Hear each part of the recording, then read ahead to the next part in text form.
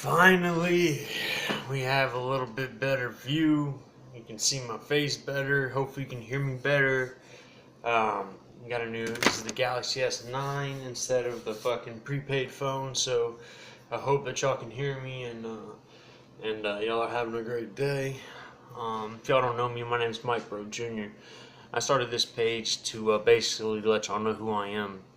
I don't really get out in public, and I don't really, find the need to meet people. If y'all want to meet me, y'all are more than welcome to message me or come see me.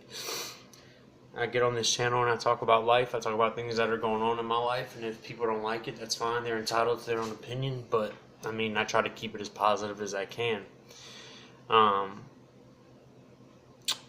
Today, I want to talk about, I get asked all the time, man, like two different questions. One, about steroids, and two, drug addiction, right? And not just drug addiction, it's tricky because it's like, okay, I'm already snorting Roxy's, I might as well shoot heroin. And it's like, how do you, what's the argument with that? How can you convince somebody to not do that if they're already doing that, So that's how. So let's start with steroids. I had a guy message me. He said, I'm 17 years old. I want to get bigger, faster, stronger. I want to get on steroids. What do you think? I said, I think you should not do that. Listen, if you haven't maxed out your body completely to the point where you cannot grow a muscle anymore, your diet is on point, you're maxed out completely, then at age around 30, maybe steroids might, in a mild form of steroids might, a little shot of testosterone every now and then might be beneficial. Perfect example. I was 16 years old when I started using testosterone. I went from 170 to 235 in less than 6 months. I was eating 6 times a day. I could bench press a house. I still hold the bench press record at STM as a freshman. 14 years old, bench pressing 320. That's a lot. I was an outside linebacker at the time.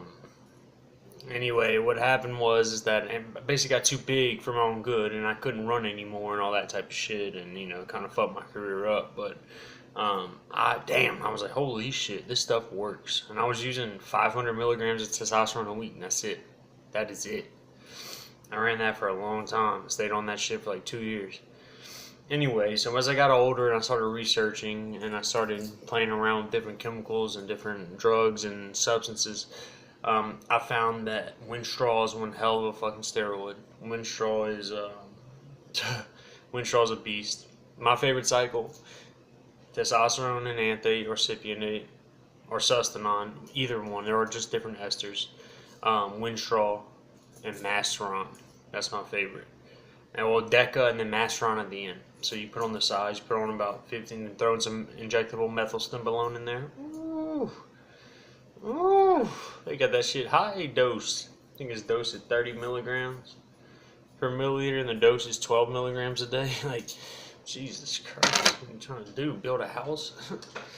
But yeah, man, don't take steroids unless it's an absolute necessity. Like me boxing, I always had to stay lean. I couldn't be all bulky and shit. But yeah, and I do just carry this around for shits and giggles, just in case, because people like to threaten me and shit. I promise you I won't get caught slipping, so I gotta keep that iron closed. Anyway, so because I'm a boxer, you gotta be able to move your arms. If I'm all big, I'm swinging like that. My greatest, I love when I see a big guy coming after me. He's wasting all his energy, and I'm coming up and slip. Ooh, da. Too bad my boxing career is over, man. I challenge any of y'all to a spar. I'll spar any of y'all. Anybody that's under 190, I'm about 170, 173. Anybody 190, over 18, I don't want to beat up no kids. Lafayette, Louisiana. You want to spar? Let's get it. Anyway, okay, back. Now, Trenbolone acetate. I ran for 4 weeks, had to stop. Fuck that shit. This is the truth. Had some pressure, and that shit is some shit I do not want to play with. Side effects galore. It works. It'll trim the fat. It'll do what you want it to do. But fuck, hope you can live with the side effects.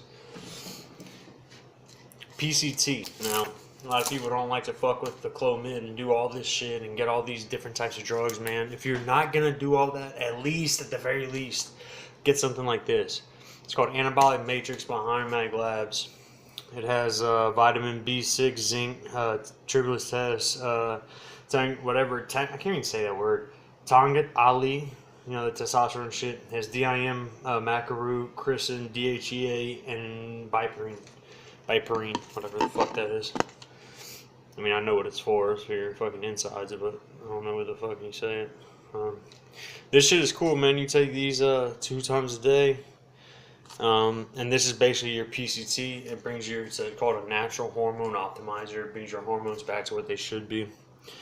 Everybody should be taking a multivitamin, male or female, no matter the age. What else we got? Oh, on cycle. Boom. Advanced cycle support. What do we have in here? Milk thistle for the liver. NAC for the liver. Hawthorn for the inside. Saw palmetto for the, I'm pretty sure that's for the, prostate. Q10, CQ10, COQ10, celery seed, grape seed. Grape seed is for, I think, estrogen. I think grape seed is used for estrogen, among other things. But it's interesting. Best liver protector out there. Best liver protector you can get right here. It's called Liver Care by Himalaya since 1930. You get 180 of them. You take 2 a day, 375 milligrams, and it has everything under the sun in here for your liver. That is the truth. I ran that, taken that, and it is wonderful. What else can I show y'all real quick? Anyway, I just want to throw that out there, man. I'm going to do a part 2 about actually show y'all some anabolics and show y'all, and tell you what they're for,